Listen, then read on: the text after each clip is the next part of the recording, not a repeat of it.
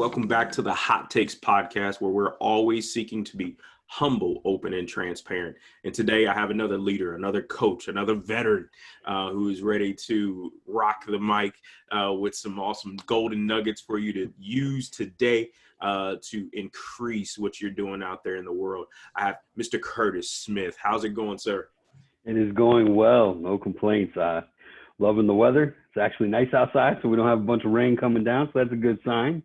Yes, sir. Yes, sir. Now, Curtis, tell people a little bit about yourself, where you're from in the world, and a little bit of your background before we get into things. All right. Well, so I'm from the great state of Ohio, and essentially, so I spent 7 years in the Navy, and then after getting out of the Navy, I became a corporate coach. And then after leaving my role as a corporate coach, I became an executive advisor to a CEO. And then 2017, I started my company, the executive panel. And I am a master certified executive coach. So in executive coaching, I work with organizations and individuals essentially in a myriad of different arenas that surround the topic of leadership development.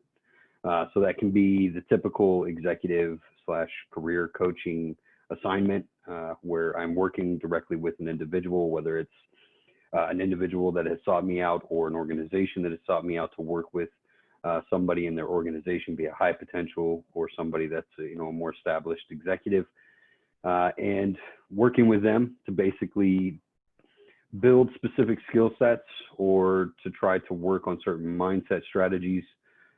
Or to just kind of concentrate on certain things that, they might have to prepare for. So as part of a succession planning.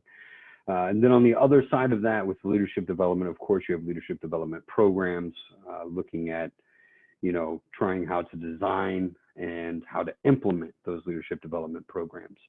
And then, of course, for organizations, a lot of times one of the most difficult things for them to do is to actually isolate and figure out, okay, who are our high potentials? Now that we know who the high potentials are, then how do we basically groom them? How do we get them into the succession planning and make sure that we have the right talent at the right place at the right time? And so I work with a lot of organizations trying to work on that specific element within their organization is trying to figure out who are the high potentials, and then what are the things that need to happen in order for them to be ready. Because like I said, getting the right talent, the right place, the right time, and that can be done. That can be foreseen. That can be something that you can plan for, but you have to make sure you're looking at the right things. So that's what I help organizations do on that front. And then of course, from a career support side, I work with executives. I work with established leaders, basically focusing on their brand as well as their exit strategies. So that can be executive resume writing. It can be looking at their LinkedIn profiles, making sure that those are updated and optimized so that they can actually have more visibility, so that they're showcasing themselves appropriately. And then, of course, on the other side of that is the exit strategy. So helping professionals better understand, what is an exit strategy for them? What are the elements that they want to make sure that they have, ready to go when it comes time for them to leave their normal 9-to-5 career atmosphere. And then of course, what is the storyline? How are they looking to showcase themselves after that? What is helping them to stay relevant? What is helping them to stay active? Nice. So as folks can see and hear, Curtis is pretty extensive in the background and the he is able to provide. And you said some things that on some previous episodes, my love and hate relationship with the term high potential, because coming from the world that we come from in the military is you're either trained or not. And everybody's in the pool to be next, right? It's the next man, next woman up mentality that we've grew up with. And so on this side of life, and some of the things that you've seen since you've separated from service, why is there's such emphasis put on programs like high potential programs? I think the reality is that because currently there's just a huge leadership gap, if we're going to be honest. You know, a lot of the leadership that has existed and is currently exiting, you know, a lot of the organizations, it seems as though what I have found, you know, in talking with leadership teams and talking with other executives, is that the mentality that was taken is this, it's this mentality that is around information consumption. It's not about collaboration. It's not about passing that information along. Because everybody has become so concerned with making sure that they're looking out for their own career, you know, that they're able to get to that next level. And even in the military, that, I mean, that was evident, you know, when you're trying to make sure that your performance evaluations are going to be on par, you want to get that EP, not the MP, you know, you want to make sure that, you know, especially when you get to certain pay grades and you're going against every last single person in that pay grade at your command. And then you get to other pay grades, and then it's every pay grade in the Navy or in the Marine Corps, you know. And so it's essentially this ideology that has somehow leaked its way into leadership that allows them to believe that they're doing right by the company by just making sure that they're okay and that they're able to do what they're there to do, because they're the ones that are the talent. They're the high performing talent. They're the ones that are getting the big paychecks. So it's up to them to make sure that they're doing what they can to make sure everything is good to go. But they then neglect the people that they're afraid will just take them over, push them out, you know, because they're younger. They have different ideas. They have different concepts, you know, and somebody's going to end up liking one of them. And so now they're afraid of them, essentially. And that leadership gap creates a huge conflict for a lot of people. So that's why the discussion around high potentials has become so prevalent, because if we don't talk about high potentials, if we don't properly start managing the succession planning, then unfortunately those high potentials will go by the wayside, and that talent will never come to fruition, which can be extremely detrimental to our organizations. Yeah. And one of the things that I really love around that explanation is really that idea of, for so long, the promotion of the island of excellence, or that single point of failure. Like I need to prove to everybody I'm the smartest person in the room. Well, yes, you could be a smart individual contributor, but how have you impacted the people you're supposed to be leading while you try to be the best individual? And I think that's, for me, has been the biggest difference from a development standpoint, that we were taught, leaders at every level, how do we serve others? How are we being a resource to those that we've been put in charge of, right? Or those we're asking to follow us. And so when the development side of you, when a CEO, when you're working with that senior leader who for the better part of a career has done no mentoring, has done no coaching, has done no development of anybody behind them, what are some things that you start off talking with them about as it pertains to the identification and the development of a potential replacement for them? I mean, for somebody like that, I mean, realistically speaking, most of the people that I've worked with that fit that category, right? Those individuals tend to be very high in pride. They are very egocentric, if you will. And so the first thing that I like to bring up is reputation. Because you can talk about how great of a leader you are, but that doesn't mean anything in the long run. Because if you leave your role as a senior leader in this organization and everything crumbles basically because you didn't make sure that everything was good to go, people aren't going to say, okay, he was a great person, he was a great leader, the company suffered because they just weren't able to do anything. You know, it's all on the organization, right? They're not going to say that. They're going to say he was a selfish executive, you know, who was willing to make sure that everything ran okay as long as he was the one in charge of it. But ultimately, when he left the entire organization in shambles. He didn't make sure the proper succession planning was in place.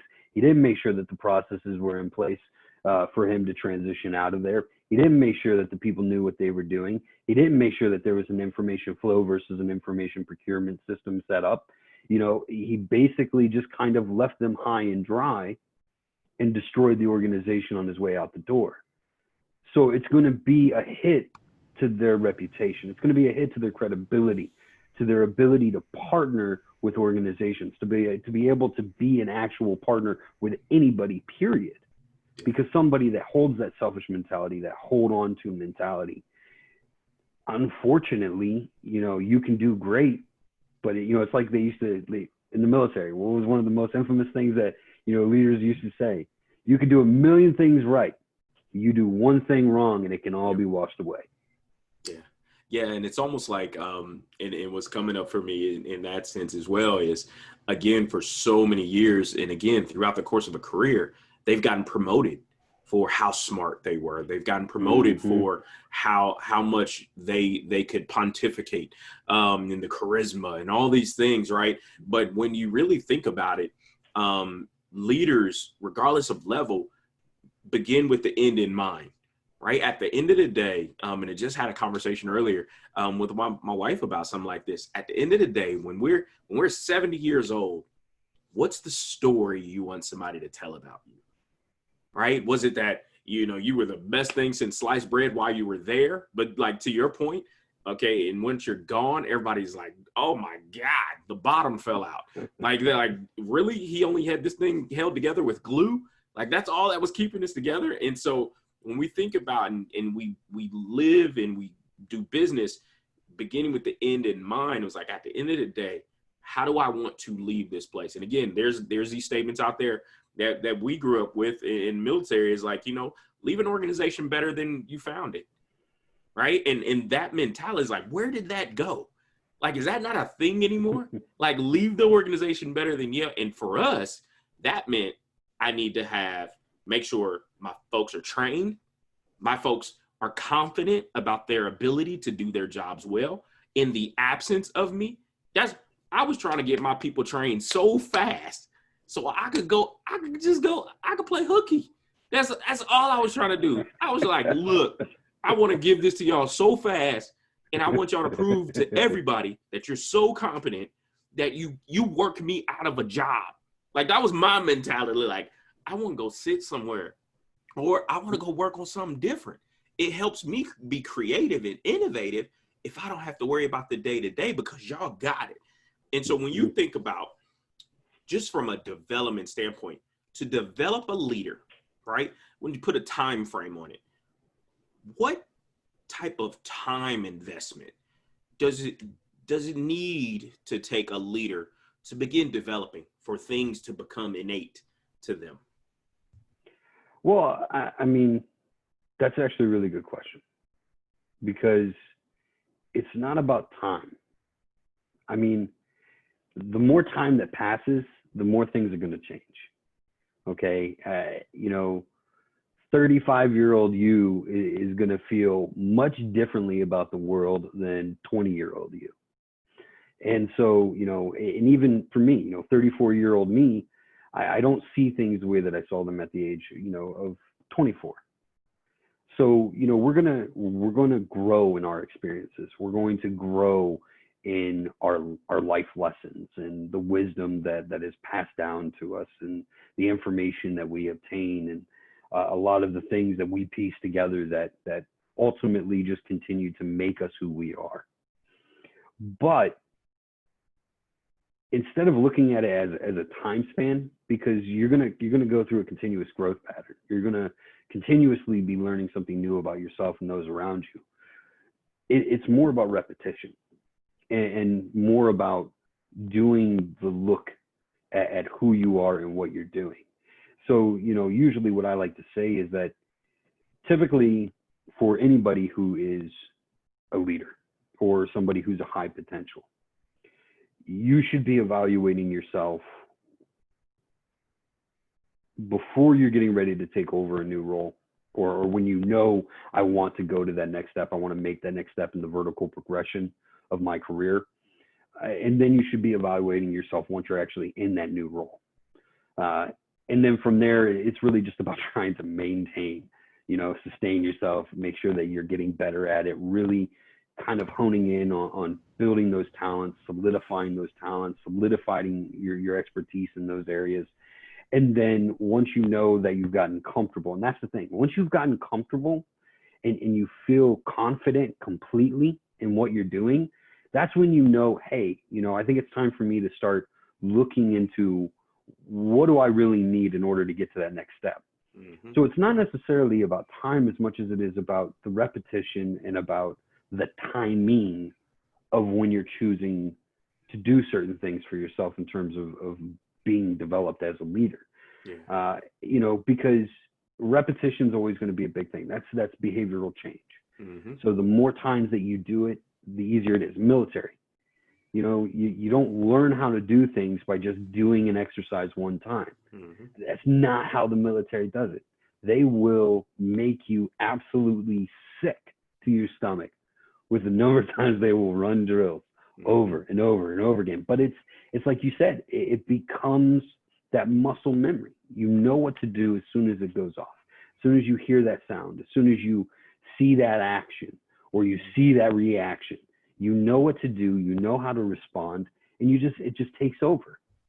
But it's the same thing as, for being a leader. You have to allow yourself the opportunities to repeat actions, to repeat steps over and over and over again, so that you get more comfortable with it, more confident in it, and a lot of times, a lot of these things that people have to learn, biggest issue I see is that they attach them to things that are very circumstantial, like only in the event of this, or only if I'm doing a presentation with a salesperson, or if I'm doing a presentation with a client, or I'm doing a presentation with, my superiors. They don't look at things that happen every day in the day-to-day operations that are essentially the same thing, but because it doesn't feel like the same thing, because it might be a friend instead of a coworker, or it might be a coworker instead of a boss, they don't look at it that way. So they don't practice it.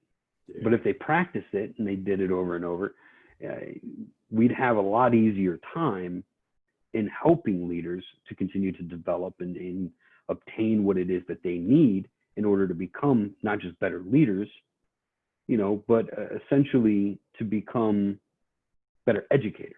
Yeah. I love that, man, because again, I always tell people, practice makes permanent, not perfect.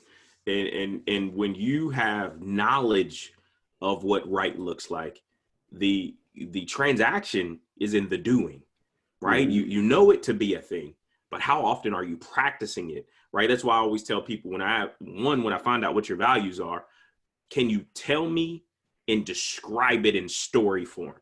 Because it's a lifestyle. Right. And when I know it's true for someone in the way that they connect the dots to things. Right. Mm-hmm. And particularly around development. Right. I love it. I love conferences. Why? Because they love absorbing information. Right. But then you ask them and you're like, man, your life's in shambles. Like, what are you doing with all that information you just collected? And it's just like, they're the person with guides on their shelves. They got dust on them because they've been to every conference from here to Timbuktu, but there's no practical application of how's this true for me? How am I using this information to make my team better, to make me better, so that we can actually just be better? And I love your example of the person who attaches to the situation. They show up for that, but then they don't have any good daily habits. They haven't been working that muscle of what is it? Okay, yeah, you show up for that meeting, but how'd you prepare for that meeting? The preparation is day to day, right? And I love you'll love this one, Allen Iverson. Practice. We talk about practice, like that, and what people, the context in which he said it. This is Allen Iverson after MVP seasons, after NBA final seasons, and him giving of his body. So at that point, the Allen Iverson who said that's not high school Allen Iverson. That's been in the league for double-digit years, Allen Iverson, where he has hours upon hours in the gym, bouncing a ball. He had a lifetime of career. by the time he made that comment and he was getting beat up for making it, like we talking about pride. No, he plays all out, right? That was his, like the comment and the emotion in that is like, I've developed my entire career for these moments. Like this just didn't start today. Like he is from youth ball all the way to that point. Like people like they discounted the first 20 years of his life where he had blood, sweat, and tears in a gym, right? And so for us being in the place that we're at, when you talk to a leader, right, and they say, and you go in there as a coach, why is coaching necessary for people? Well, I mean, look at sports. I mean, I think it's the easiest to relate to because, you know, those players, they get on the field, or they get on the basketball court, or they get out, you know, wherever it is that their game exists, right? You know, they get out there and they do their things, and they have the ability. They have the ability to see what's going on. They have the ability to kind of read the defense or read the offense and kind of see what they're trying to do and what's going on. But they're not necessarily always paying attention to what they're personally doing. You know, golf. I love golf, right? Because a lot of times golfers, you know, they get into it, they kind of they start doing their thing, but it's so easy for them to fall into a bad habit and never even know it.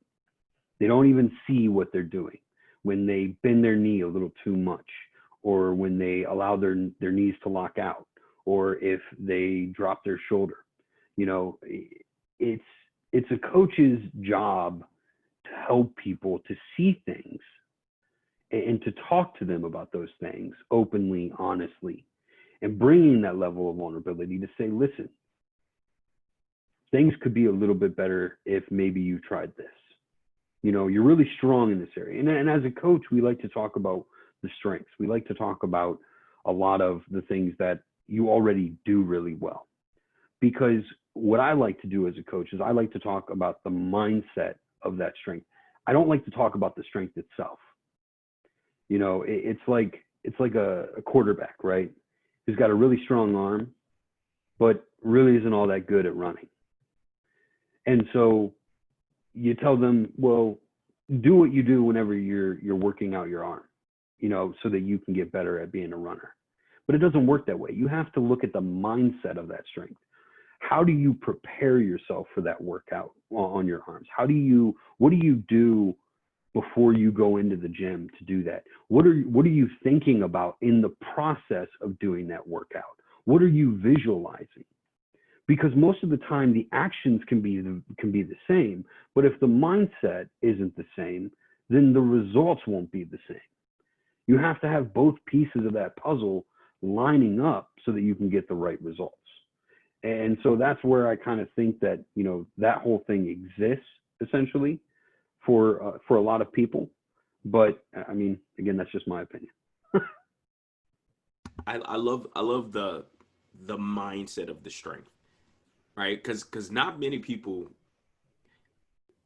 create awareness around why they're good at a thing, right? It's one of those, I'm just born with it, right? Like that's a kind, you know, it just comes to me. Like, why? And when did you know that it just comes to you, right? And again, a coach, I always tell people, and I have 3-fold different powerful questions books. I'm like, a coach is there to ask the right question, the necessary question, not necessarily a life-changing, powerful question, right? Like, what is the mindset behind why you do a thing, right? And just to let people, and then like the power of shut up as a coach. Like, that's why I love coaching. Like, it's like, once I found out I was supposed to be talking less, I was like, oh, yeah, I guess I should be. It's their session. It's discovery for them. And I love that from a discovery standpoint, because like you said, a lot of times that fear is wrapped in, they don't know what life looks like outside of a strength or outside of a position and outside of a role. So I love the work that you do with senior leaders, is because a lot of times, again, being that single point of failure, or that island of excellence was rewarded. And so again, if you keep being rewarded for being the smartest person in the room, but then you're a has-been because you didn't develop anybody behind you, that could become jarring for someone that is in the world of transition to now think like, what do you mean? Who did I develop behind me? When was I ever taught that? Right. And to have that assumption that people even know how to do it. Right. And that's a generational conversation. And I love having that conversation because you had a traditionalist, then you had the baby boomers who we're raised by them. And so it was head down, work hard. When was there time for development, mentorship, sponsorship? Oh, I was supposed to be doing that. Who was I supposed to be getting it from? Nobody volunteered for that. You got to go find your mentor. Huh? Right? It's so that's why I love coaching. And I love coaches like you who like, you know what? I'm going to stand in the gap during your development. So you know what to do. So how can clients connect with you? How do they find you? So, I mean, obviously you can go to the website, which is just www.executive-panel.com. And, of course, I'm on LinkedIn. So, you can find me on LinkedIn at any point in time between the company, the Executive Panel, LLC, and, myself. Of course, I'm connected to you, so they can always reach out to you. But those are typically the most suitable ways to find me. Of course, email, phone, those are also great ways, which I can make sure to provide that. Good stuff, Kurt. Give me one nugget. If an executive and the leaders out there, somebody was like they're looking to bring you in for support, what one nugget of what it feels like to work with you? I would say one nugget of what it feels like to work with me, or something that I would say to somebody. Boom. That's looking. So there you go. To find someone. Yep. What I would probably say is very simply put, a statement that I like to make is that your choice creates your results. And as an executive coach, my job, my choice is to make sure that my clients are going to get the best results that they can. But the only way that happens is by enabling my clients to see that, hey, your choices are going to create your results. And if what you're looking for is sustainable growth, then it's something you can accomplish. But if you feel like you're just going to be able to kind of work through something, get those short-term results, and that's going to create long-term results, the short-term gain is not the best way to try to find that long-term impact, because it's a series of short-term gains that create the long-term impact. Again, we're going back to choices equaling results.